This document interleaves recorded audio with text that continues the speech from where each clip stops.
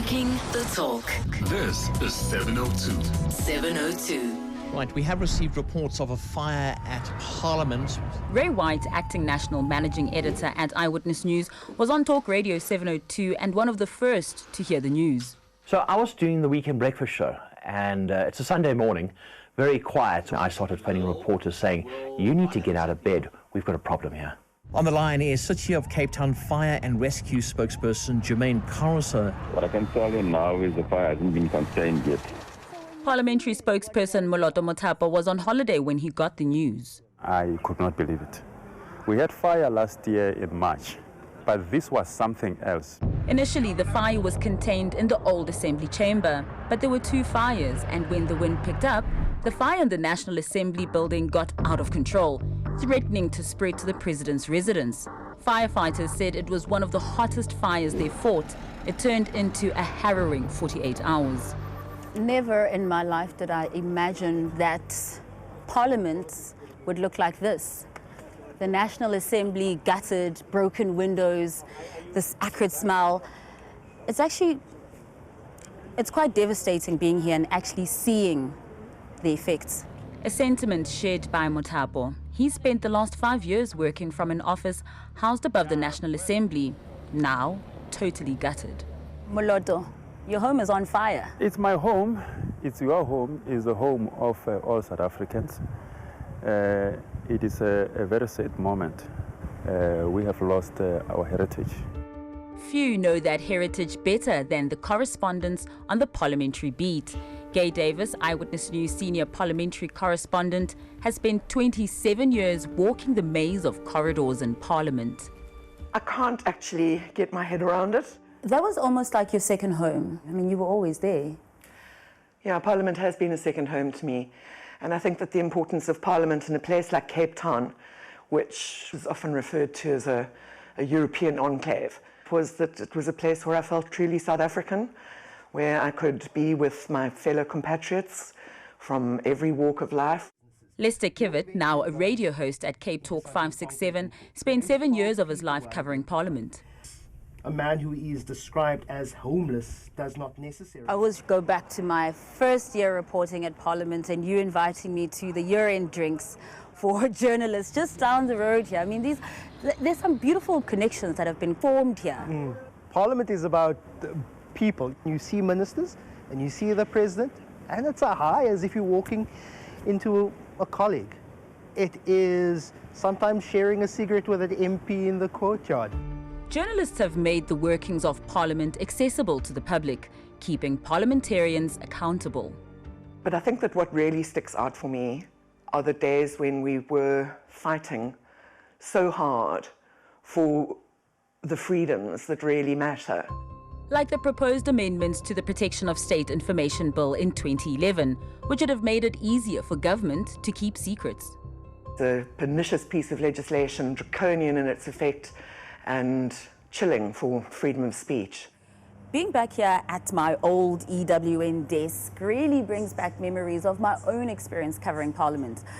One incident that really stands out for me is the infamous White Shirts Night. Remember when parliamentary security stormed the National Assembly and aggressively kicked out members of Parliament? I was called out to assist Davis, who was stuck inside. A year earlier, state intelligence tried to silence the press by using technology to block the cell phone signal. Editors and journalists just got up on their feet, holding up their cell phones and actually protested volubly. And there were protests outside. After 1994, Parliament's doors were open and it became the People's Parliament. And the public was able to sit in on parliamentary committee meetings for the first time. Sadly, over the years it's become less accessible, reflected during the Zuma years with rings of steel and snipers on the roof during sonar, keeping the people out. My most powerful moment of Parliament was when in 2015 students stormed the gates. Oh yes, during the 𝗶𝗂 must fall. I remember that. I remember them pushing down on these gates, but somehow they came through the Lily Street entrance. It was a very, very tense moment. It was an important, symbolic moment for South Africa of students coming to the seat of the legislature here in Cape Town. Parliament is like a prism, a microcosm of our country and where our history has played out. So it's unsurprising the range of reactions to the National Assembly burning down. Some have called it an attack on our democracy and stability, while others have celebrated it as a fresh start. Renewing the debate to move Parliament to Tshwane. I think more than anything else, we've lost a central place. We have lost our seat of Parliament. You are never going to be able to rebuild without it taking a great deal of time and money. And what about the staff, the people who've worked, who've got the expertise? You're still going to need parliamentary villages to house MPs who don't live in Gauteng. If the walls of Parliament could speak, they would tell how our history unfolded through the brutal years of repression to democracy. Reflected in the hundreds of artworks housed in the National Assembly, the full extent of the loss is still unknown.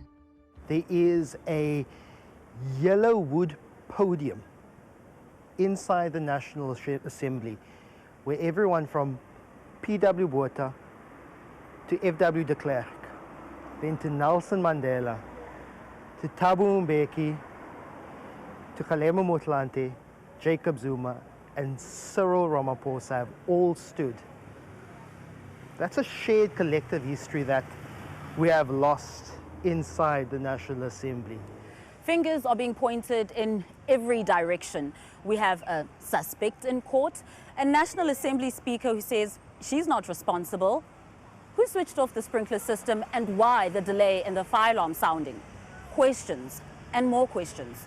The City of Cape Town's initial fire report on Friday answered some of them. The sprinkler system didn't work. It was in service since 2017. The fire doors were latched open, helping to spread the fire, and it's unclear if the fire alarm detection worked. This is the back of Parliament in the heart of the city. As you can see, the perimeter fence behind me is pretty low. Admittedly, there are CCTV cameras everywhere, but what's the point if they're not being monitored constantly? Somebody was wandering around from 2 a.m. with no eyes on the 300 security camera monitors. When you look at what happened here, can you blame anyone for thinking of elements of sabotage? We look at the July protests, which had social elements, but instigated by political motives. And when something like this happens at the seat of a people's parliament, you have to start wondering, and at the moment we have no answers. In the interim, do you not feel that the Speaker of the House should be taking some account of what has happened? How so? The buck stops with her. If there is a need for anyone to take accountability for what has transpired here, they will ensure, as the leaders and the heads of this institution, that happens. Now all the correspondents have left are memories and stories as the forensic experts begin to comb through the ashes. Will they roll out the red carpet here again, or will this turn into another neglected museum?